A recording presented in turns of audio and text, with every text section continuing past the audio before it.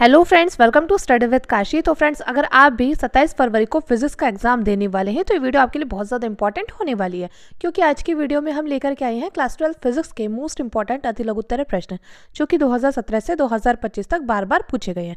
तो चलिए फ्रेंड्स, हम अपनी वीडियो को स्टार्ट करते हैं। देखिए, इसमें हमारा पहला अति लघुत्तरीय प्रश्न है, किरचॉफ का धारा नियम लिखिए। तो देखिए, हम सभी जानते हैं किरचॉफ ने दो नियम दिए थे। पहला नियम था संधि का नियम, जिसको धारा का नियम भी बोल देते हैं, और दूसरा नियम था वोल्टा का नियम, जिसे हम बंदपाश का नियम भी बोल देते हैं। तो देखिए, यहाँ पर हमसे पूछा गया है किरचॉफ का धारा नियम लिखिए, तो हमें यहाँ पर किरचॉफ का धारा नियम लिखना है। तो हम ब्लैक पेन से हेडिंग डालेंगे और लिखेंगे किरचॉफ का धारा नियम या संधि का नियम। इसमें हम लिखेंगे किसी वैद्युत परिपथ में किसी भी संधि पर मिलने वाली समस्त धाराओं का बीजगणित योग शून्य होता है। क्या लिखेंगे? किसी विद्युत परिपथ में किसी भी संधि पर मिलने वाली समस्त धाराओं का बीजगणित योग शून्य होता है, यानी कि सिग्मा आई बराबर 0। अब देखिए, आपको एक चित्र भी बनाना है। अब आपको क्या करना है, यहाँ पर कोई एक बिंदु मान लेना है ओ। अब इस बिंदु पर क्या है, ये रेखाएं आकर के मिलेंगी। ठीक है, अब ये रेखा यहाँ पर देखिए, आपको एरो दिखाई दे रहा होगा, ये I1 और ये संधि की ओर आ रही है, ये I2, ये भी संधि की ओर आ रही है। लेकिन देखिए, I4 और I5 क्या संधि से दूर जा रही हैं, यानी कि बाहर की तरफ आ रही हैं, ये नहीं आ रही हैं, यानी कि ये बिंदु O पर नहीं आ रही हैं। तो इसलिए ये क्या हो जाएगा, जो संधि O से दूर जा रही है, ये क्या हो जाएंगे, ये हो जाएंगे माइनस। तो यानी कि हो जाएगा I1 plus I2 plus I3। यहाँ पर आता minus I4 minus I5 is equal to 0, लेकिन ये संधि से दूर जा रही है, तो फिर ये आती माइनस में I4 और I5। तो हमने बराबर के दूसरी तरफ कर दिया इनको, तो ये हो गई I4 प्लस I5। तो यही हमारा किरचॉफ का धारा नियम है, जिसको हम संधि का नियम भी बोल देते हैं। अब देखिए फ्रेंड्स, हमारा अगला मोस्ट इंपॉर्टेंट क्वेश्चन है, दो समस्त धारावाही चालक तारों के बीच लगने वाले बल का सूत्र लिखिए। तो हमें यहाँ पर दो समस्त धारावाही चालक तारों के बीच लगने वाले बल का सूत्र लिखना है। तो हम यहाँ पर लिखते हैं, दो समांतर धारावाही चालक तारों के बीच लगने वाला बल F is equal to mu nought upon 2 pi into I1 into I2 upon R into L। और अगर प्रति लंबाई पर पूछे तो होगा F upon L is equal to mu nought upon 2 pi into I1 into I2 upon R। ठीक है फ्रेंड्स, अगर इस प्रकार से क्वेश्चन आएगा तो देखिए, अगर पूछे दो समांतर धारावाही चालक तारों के बीच लगने वाले बल का सूत्र, तो आप ये लिख कर आएंगे। और अगर प्रति लंबाई पर पूछे तो फिर आप क्या करेंगे, इसको हम F के नीचे ले आएंगे, तो हो जाएगा F upon L is equal to mu nought upon 2 pi into I1 into I2 upon R। अब देखिए, अगला मोस्ट इंपॉर्टेंट क्वेश्चन है, प्रतिचुंबकीय, अनुचुंबकीय तथा लोह चुंबकीय प्रत्येक पदार्थ का एक उदाहरण लिखिए। तो हमें यहाँ पर प्रतिचुंबकीय, अनुचुंबकीय तथा लोह चुंबकीय प्रत्येक पदार्थ का एक उदाहरण लिखना है। तो हम यहाँ पर लिखते हैं प्रतिचुंबकीय। तो प्रतिचुंबकीय का उदाहरण होगा सोना, चांदी, हीरा आदि। और बात करें अनुचुंबकीय की, तो अनुचुंबकीय का उदाहरण होगा सोडियम, लवण का विलयन, कॉपर सल्फेट। और बात करें लोह चुंबकीय की, तो लोह चुंबकीय का उदाहरण होगा लोहा, निकल, कोबाल्ट आदि। अब देखिए फ्रेंड्स, हमारा अगला मोस्ट इंपॉर्टेंट क्वेश्चन है। अब देखिए, अगला मोस्ट इंपॉर्टेंट क्वेश्चन हमारा प्रत्यावर्ती धारा के वर्ग माध्य मूलमान तथा शिखर मान में संबंध लिखिए। तो हमें यहाँ पर प्रत्यावर्ती धारा के वर्ग माध्य मूलमान तथा शिखर मान में संबंध लिखना है। तो देखिए, प्रत्यावर्ती धारा IRMS इजिकल टू हो जाएगा I नोट अपॉन √2, जहाँ IRMS धारा का वर्ग माध्य मूलमान और I नोट धारा का शिखर मान है। और यदि प्रत्यावर्ती वोल्टा का पूछे तो इनके बीच संबंध होगा VRMS is equal to V nought upon √2। अब देखिए, अगला क्वेश्चन हमारा LR परिपथ तथा LCR परिपथ की प्रतिबाधा के लिए सूत्र लिखिए। तो हमें यहाँ पर LR परिपथ तथा LCR परिपथ की प्रतिबाधा के लिए सूत्र लिखना है। तो LR परिपथ के लिए सूत्र होगा हमारा Z is equal to √R² plus XL²। और अगर पूछे LCR परिपथ के लिए तो हो जाएगा Z is equal to √R² plus bracket में XL माइनस XC का होल स्क्वायर, जहाँ पर प्रेरकी प्रतिघात XL बराबर हो जाएगा ओमेगा L और धारित्र प्रतिघात XC बराबर हो जाएगा 1 ओमेगा C। अब देखिए, अगला मोस्ट इंपॉर्टेंट क्वेश्चन हमारा, विस्थापन धारा क्या है, इसका सूत्र लिखिए। तो देखिए, विस्थापन धारा क्या है, वह धारा जो परिवर्तनशील विद्युत क्षेत्र के कारण उत्पन्न होती है, उसे विस्थापन धारा कहते हैं। तो विस्थापन धारा क्या है, वह धारा जो परिवर्तनशील विद्युत क्षेत्र के कारण उत्पन्न होती है, उसे विस्थापन धारा कहते हैं। और बात करें इसके सूत्र की, तो इसका सूत्र हो जाएगा ID is equal to d phi upon dt into epsilon nought. तो विस्थापन धारा का सूत्र क्या होता है, विस्थापन धारा का सूत्र होता है ID is equal to d phi upon dt into epsilon nought. तो विस्थापन धारा क्या है, वह धारा जो परिवर्तनशील विद्युत क्षेत्र के कारण उत्पन्न होती है, उसे विस्थापन धारा कहते हैं। अब देखिए, अगला मोस्ट इंपॉर्टेंट क्वेश्चन है हमारा, एक्स किरणों के दो प्रमुख उपयोग लिखिए। तो हमें यहाँ पर एक्स किरणों के दो प्रमुख उपयोग लिखने हैं। पहला है वैज्ञानिक अनुसंधान में और दूसरा है चिकित्सा के क्षेत्र में। तो एक्स किरणों के दो प्रमुख उपयोग लिखिए। तो कौन कौन से, वैज्ञानिक अनुसंधान में और चिकित्सा के क्षेत्र में।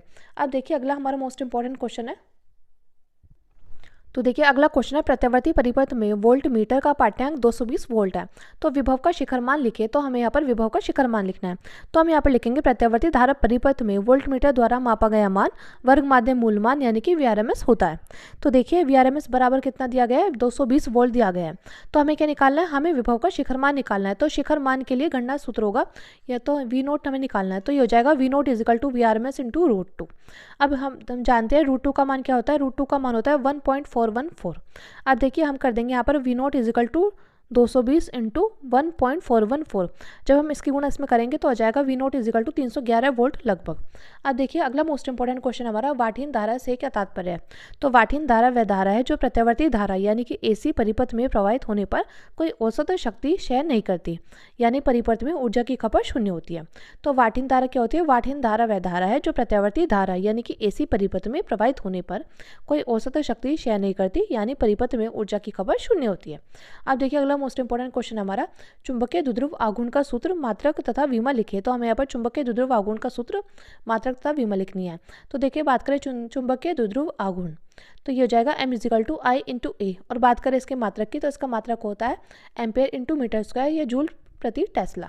और बात करें इसके विमेय सूत्र की, तो इसका विमेय सूत्र हो जाएगा L² × A। तो देखिए यह है चुंबकीय द्विध्रुव आघूर्ण का सूत्र, मात्रक और विमा। और फ्रेंड्स आपको ये अच्छे से पता होना चाहिए, क्योंकि डायरेक्टली आपसे बहुविकल्पीय उत्तर प्रश्न में पूछ लिया जाएगा कि चुंबकीय द्विध्रुव आघूर्ण का सूत्र क्या है। तो आपको पता होना चाहिए, मात्रक पूछ लेगा या विमा पूछ लेगा। अब देखिए अगला मोस्ट इंपॉर्टेंट क्वेश्चन है हमारा, अब देखिए अगला क्वेश्चन हमारा, क्या दो समविभव पृष्ठ परस्पर प्रतिच्छेद करते हैं, कारण से समझाइए। तो हमें इसमें बताना होगा कि क्या दो समविभव पृष्ठ परस्पर प्रतिच्छेद करते हैं। तो हमें यहाँ पर कारण भी बताना है। तो हम यहाँ पर लिखेंगे नहीं, दो समविभव पृष्ठ कभी भी एक दूसरे को प्रतिच्छेद नहीं कर सकते। क्या नहीं कर सकते, कि दो समविभव पृष्ठ कभी भी एक दूसरे को प्रतिच्छेद नहीं कर सकते। यदि दो समविभव पृष्ठ एक दूसरे को काटेंगे तो उनके कटान बिंदु पर विभव के दो अलग अलग मान होंगे। चूंकि किसी एक बिंदु पर विद्युत विभव का केवल एक ही मान हो सकता है, इसलिए ऐसा होना असंभव है। तो हमसे क्वेश्चन में क्या पूछा गया था कि क्या दो समविभव पृष्ठ परस्पर प्रतिच्छेद करते हैं। तो नहीं, दो समविभव पृष्ठ कभी भी एक दूसरे को प्रतिच्छेद नहीं कर सकते। यदि दो समविभव पृष्ठ एक दूसरे को काटेंगे तो उनके कटान बिंदु पर विभव के दो अलग अलग मान होंगे। चूंकि किसी एक बिंदु पर वैद्युत विभव का केवल एक ही मान हो सकता है, इसलिए ऐसा होना असंभव है। अब देखिए अगला मोस्ट इंपॉर्टेंट क्वेश्चन है हमारा, प्रकाश वैद्युत प्रभाव के लिए आइंस्टीन का समीकरण लिखिए। तो हमें यहाँ पर प्रकाश वैद्युत प्रभाव के लिए आइंस्टीन का समीकरण लिखना है। तो देखिए ये होता है ½ mv² = hν - hν0, जहाँ h क्या प्लैंक नियतांक है, न्यू क्या आवर्ती है, और बात करें न्यू0 की तो यह हमारी देहली आवर्ती। अब देखिए अगला मोस्ट इंपॉर्टेंट क्वेश्चन है हमारा, द्रव्य तरंगों के तरंगदैर्घ्य के लिए डी ब्रोगली का सूत्र लिखिए। तो हमें यहाँ पर द्रव्य तरंगों के तरंगदैर्घ्य के लिए डी ब्रोगली का सूत्र लिखना है। तो ये हो जाएगा λ = h/p, जहाँ पर p क्या है, संवेग है। तो देखिए हम इसकी जगह लिख सकते हैं λ = h/mv। तो अगर देखिए आप ये वाला सूत्र लेंगे तब भी आपको पूरे में से पूरे मार्क्स मिलेंगे, अगर ये वाला सूत्र लिखेंगे तब भी आपको पूरे में से पूरे मार्क्स मिलेंगे। ठीक है, अब हम इसकी नेमिंग करते हैं। जहाँ h क्या प्लैंक नियतांक है, p कण का संवेग है, m कण का द्रव्यमान, और बात करें v की तो v कण का वेग है। अब देखिए अगला मोस्ट इंपॉर्टेंट क्वेश्चन है हमारा, देखिए अगला है बूस्टर का नियम क्या है। तो हमें यहाँ पर बूस्टर का नियम लिखना है। तो बूस्टर का नियम बताता है कि जब अध्रुवित प्रकाश किसी पारदर्शी सतह पर एक खास कोण बूस्टर कोण पर गिरता है तो परावर्तित प्रकाश पूरी तरह से ध्रुवित हो जाता है और यह परावर्तित किरण अपवर्तित किरण के लंबवत होती है। तो बूस्टर का नियम क्या होता है, बूस्टर का नियम बताता है कि जब अध्रुवित प्रकाश किसी पारदर्शी सतह पर एक खास कोण यानी कि बूस्टर कोण पर गिरता है तो परावर्तित प्रकाश पूरी तरह से ध्रुवित हो जाता है और यह परावर्तित किरण अपवर्तित किरण के लंबवत होती है। तो इसका सूत्र हो जाएगा μ = tan θb, जहां μ क्या है, माध्यम का अपवर्तनांक, तथा थीटा b बूस्टर कोण जिसको हम ध्रुवण कोण भी बोलते हैं। तो फ्रेंड्स आप चाहे तो इसका स्क्रीनशॉट भी ले सकते हैं। और फ्रेंड्स ये वो क्वेश्चन है जो कि 2017 से 2025 तक बार बार पूछे गए हैं और इस बार भी आने के इनके पूरे चांस है। तो मैं आपको यही सजेस्ट करूंगी कि आप इन क्वेश्चन को अच्छे से तैयार कर लीजिए, क्योंकि इस बार भी आने के इसके पूरे चांस है। और देखिए जब हमारा फिजिक्स का सिलेबस फिक्स है, तो जब सिलेबस फिक्स होता है ना तो क्वेश्चन हमारे यही एग्जामिनर घुमा फिरा कर यही पूछता है। तो देखिए अगला हमारा मोस्ट इंपॉर्टेंट क्वेश्चन है, सूक्ष्म तरंगों के किन्हीं दो उपयोगों को लिखिए। तो हमें यहाँ पर सूक्ष्म तरंगों के किन्हीं दो उपयोगों को लिखना होगा। तो पहला उपयोग है, घर में भोजन को जल्दी गर्म करने या पकाने के लिए सूक्ष्म तरंगों का उपयोग किया जाता है। क्या होता है कि घर में भोजन को जल्दी गर्म करने या पकाने के लिए सूक्ष्म तरंगों का उपयोग किया जाता है। सेकेंड है, हवाई जहाजों और जहाजों की स्थिति, गति और दिशा का पता लगाने के लिए रडार में इन तरंगों का उपयोग होता है। अब देखिए अगला मोस्ट इंपॉर्टेंट क्वेश्चन है हमारा, अब देखिए अगला क्वेश्चन, संधित डायोड में अवक्षय परत से क्या तात्पर्य है। तो देखिए संधित डायोड में पीएन के निकट दोनों ओर वह क्षेत्र जिसमें कोई स्वतंत्र आवेश वाहक उपलब्ध नहीं होते हैं उसे अवक्षय परत कहते हैं। तो संधित डायोड में अवक्षय परत से क्या तात्पर्य है। तो संधित डायोड में पीएन के निकट दोनों ओर वह क्षेत्र जिसमें कोई स्वतंत्र आवेश वाहक उपलब्ध नहीं होते हैं उसे अवक्षय परत कहते हैं। अब देखिए अगला मोस्ट इंपॉर्टेंट क्वेश्चन हमारा, नाभिकीय विखंडन क्या है, उदाहरण सहित समझाइए। तो हमें बताना होगा नाभिकीय विखंडन क्या है और हमें इसका उदाहरण भी लिखना होगा। और देखिए फ्रेंड्स, नाभिकीय विखंडन से आपसे क्वेश्चन बहुत पूछे जाते हैं और वह नाभिकीय संलयन से भी, और कई बार इनसे अंतर से भी क्वेश्चन पूछे जाते हैं। तो इसलिए आप इन क्वेश्चंस को अच्छे से तैयार कर लीजिएगा। और नाभिकीय विखंडन का उदाहरण पूछ लेगा एग्जामिनर, और कई बार बहुविकल्पीय उत्तर प्रश्न में भी आया कि नाभिकीय विखंडन का उदाहरण है और नाभिकीय संलयन का उदाहरण है, इसलिए आपको इसके बारे में बिल्कुल डिटेल में पता होना चाहिए। तो देखिए नाभिकीय विखंडन, नाभिकीय विखंडन क्या है। तो जब किसी भारी नाभिक पर न्यूट्रॉन की बमबारी की जाती है तो वह दो या दो से अधिक छोटे छोटे नाभिकों में टूट जाता है। इस घटना को नाभिकीय विखंडन कहते हैं। तो नाभिकीय विखंडन कैसे कहते हैं।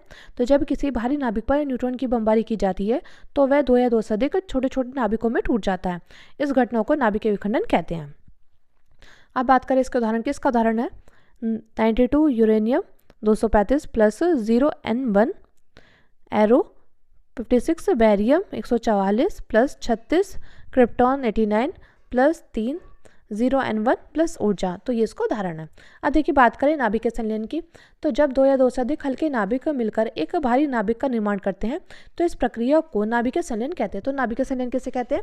तो जब दो या दो से अधिक हल्के नाभिक मिलकर एक भारी नाभिक का निर्माण करते हैं तो इस प्रक्रिया को नाभिकीय संलयन कहते हैं। तो H1H2 प्लस 1H2 एरो हो जाएगा 1H3 प्लस 1H1 प्लस ऊर्जा। अब देखिए फ्रेंड्स, हमारा अगला मोस्ट इंपॉर्टेंट क्वेश्चन है। अब देखिए अगला मोस्ट इंपॉर्टेंट क्वेश्चन हमारा, कला संबंधित स्रोत से आप क्या समझते हैं। तो हमें इसमें बताना होगा कि कला संबंधित स्रोत क्या होता है। तो ऐसे प्रकाश स्रोत है जिनसे निकलने वाली तरंगों की आवृत्ति समान होती है और तरंगों के बीच कलांतर स्थिर रहता है, कला संबंधित स्रोत कहलाते हैं। तो कला संबंधित स्रोत क्या होता है। ऐसे प्रकाश स्रोत है जिनसे निकलने वाली तरंगों की आवृत्ति समान होती है और तरंगों के बीच कलांतर स्थिर रहता है, उसे कला संबंधित स्रोत कहते हैं। अब अगला मोस्ट इंपॉर्टेंट क्वेश्चन हमारा, प्रकाश विद्युत प्रभाव में दैलीय तरंगदैर्घ्य से क्या तात्पर्य है। तो हमें यहाँ पर प्रकाश विद्युत प्रभाव में दैलीय तरंगदैर्घ्य से तात्पर्य को बताना है। तो जब किसी धातु के तल पर प्रकाश आपतित होता है तो धातु तल से इलेक्ट्रॉनों का उत्सर्जन तभी संभव होता है जब आपतित प्रकाश की तरंगदैर्घ्य एक निश्चित अधिकतम तरंगदैर्घ्य यानी कि लैम्डा नॉट से कम हो। इस अधिकतम तरंगदैर्घ्य को दैलीय तरंगदैर्घ्य कहते हैं। तो हमें यहाँ पर बताना था कि प्रकाश विद्युत प्रभाव में दैलीय तरंगदैर्घ्य से क्या तात्पर्य है।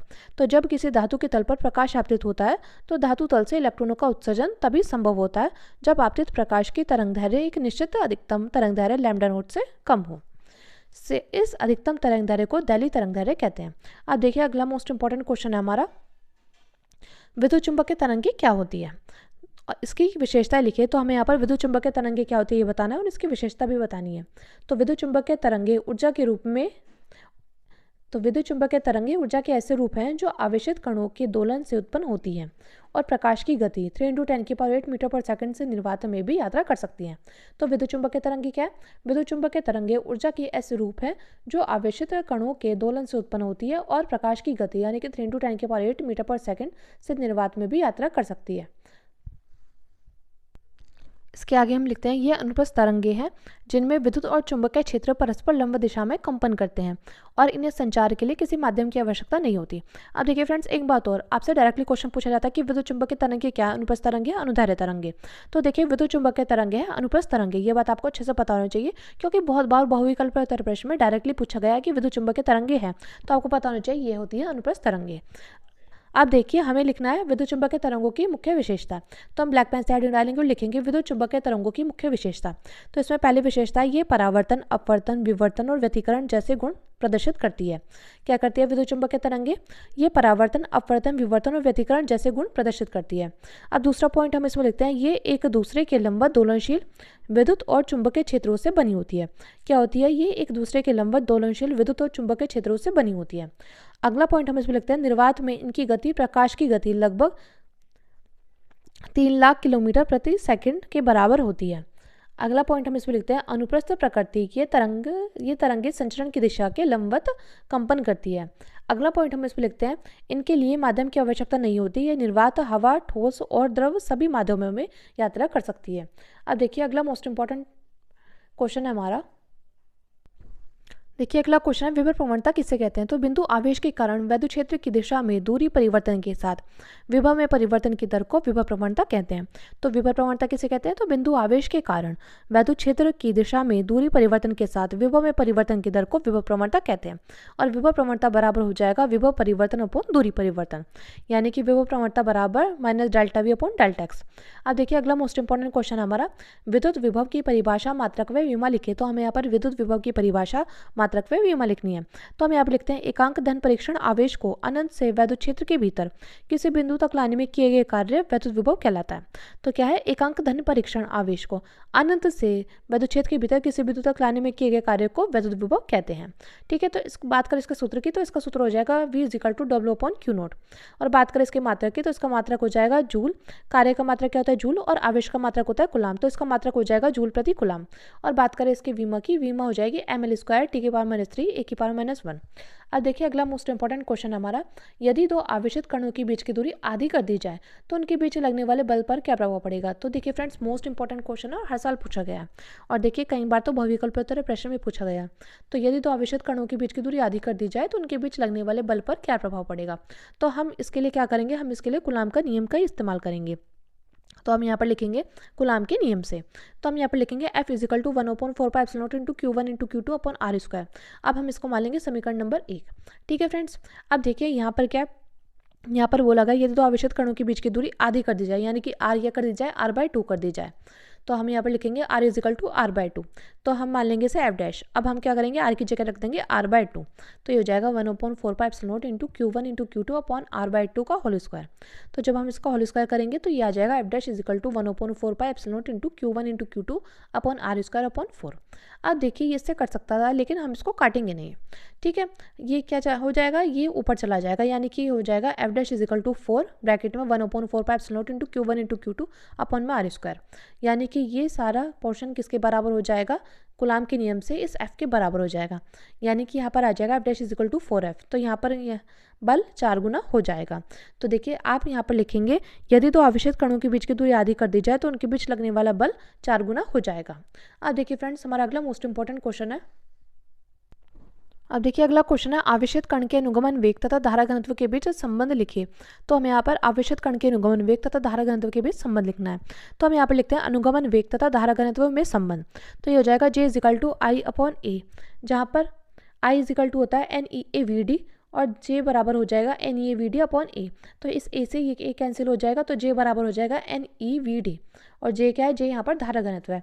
अब देखिए अगला क्वेश्चन हमारा, ओमीय प्रतिरोध क्या है? ओमीय प्रतिरोध के लिए वोल्टता तथा धारा के बीच ग्राफ कीजिए। तो ऐसा प्रतिरोध जो ओम के नियम का पालन करता है उसे ओमीय प्रतिरोध कहते हैं। ठीक है फ्रेंड्स, और इसका ग्राफ है ये, यहाँ पर आ जाएगा V और यहाँ पर आ जाएगा R I और यहाँ पर है O।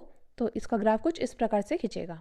अब देखिए अगला मोस्ट इंपॉर्टेंट क्वेश्चन है हमारा, धातु के किसी तार की लंबाई खींचकर 2 गुनी कर दी जाए तो तार का प्रतिरोध कितना गुना हो जाएगा? तो यदि किसी तार की लंबाई खींचकर n गुना कर दी जाए तो नया प्रतिरोध का सूत्र होता है नया प्रतिरोध, यानी कि R' = n² पुराना प्रतिरोध। तो देखिए कितने गुना कर दी जाएगी, तो 2 गुना, यानी कि n बराबर कितना आ जाएगा 2। तो R' = हो जाएगा n² R। तो n बराबर कितना रखना है 2, तो हो जाएगा R' = 2 का होल स्क्वायर इंटू R। तो यानी कि R' बराबर हो जाएगा 4R, यानी कि 4 गुना हो जाएगी।